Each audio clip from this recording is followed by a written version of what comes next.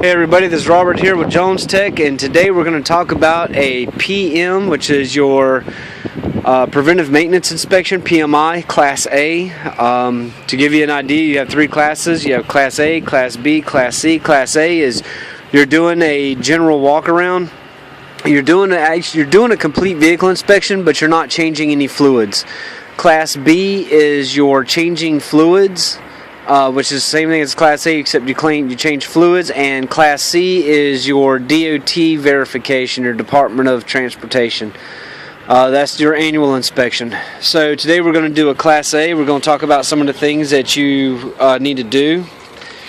You're going to do a really in-depth overview and look at the truck. Today I'm looking at a FLD 120 with a Detroit Series 60 inline 6. This is a military vehicle. It is an FLD.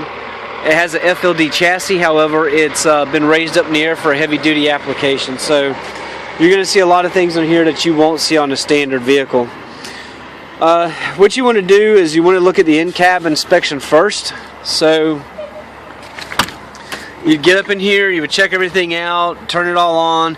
You want to check for the ECU, your windshield wipers, warning lamps, your tractor protection valve, your TPV. Check your horns, your mirrors, brackets, glass, and all that good stuff. The second you want to look for is you want to look outside of the cab. This is where you want to have the engine running. You want to turn everything on. You want to check for your headlamps. Check for your trailer cord back here to make sure that you're going to have lights when you hook up to a trailer. Check your glad hands, check your air lines, so on and so forth. You also want to check your exhaust, make sure you don't have any holes in your exhaust. Follow your exhaust down from where the back is. This one's actually got a single stack on the other side. Check your fifth wheel adjustment, so on and so forth.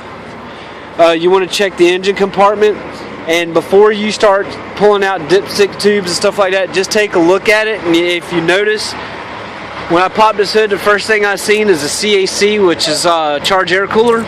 The bracket that holds the line on, it's broken. At first I thought it was just somebody took the bolt out. Nope, it's actually broken.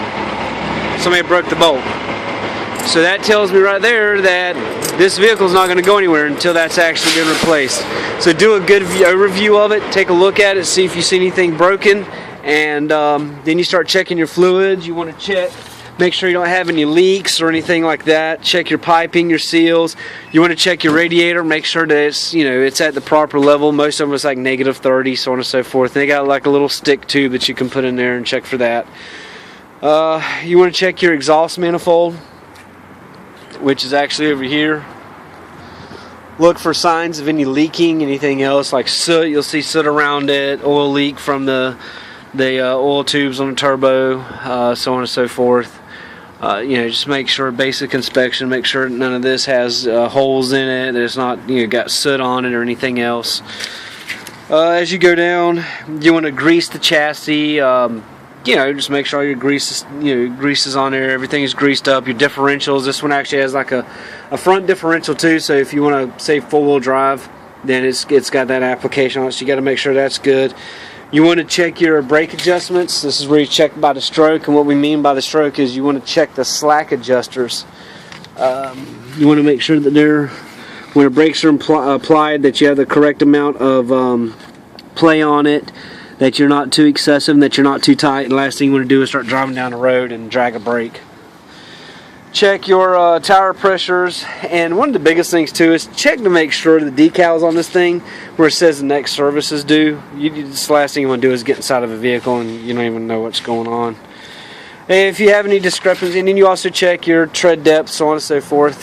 Make sure your mud flaps. Now, there's a misconception is I've got to have mud flaps on my tractor. The only time that you have to have mud flaps on a tractor, this is a mud flap, is if you do not have a trailer connected to it. Okay, so we got one side that does not have one.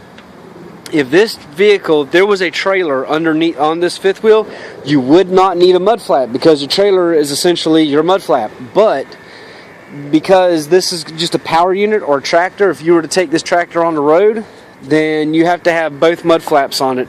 If not, then you sling a rock up in somebody's windshield, it's going to be your fault. So just a basic PMI, go through everything. You can find in-depth checklists all over the internet to tell you what you're looking for. Keep your vehicle safe and keep your vehicle up and running, and you'll keep making money. This is Robert with Jones Tech. Thanks for watching.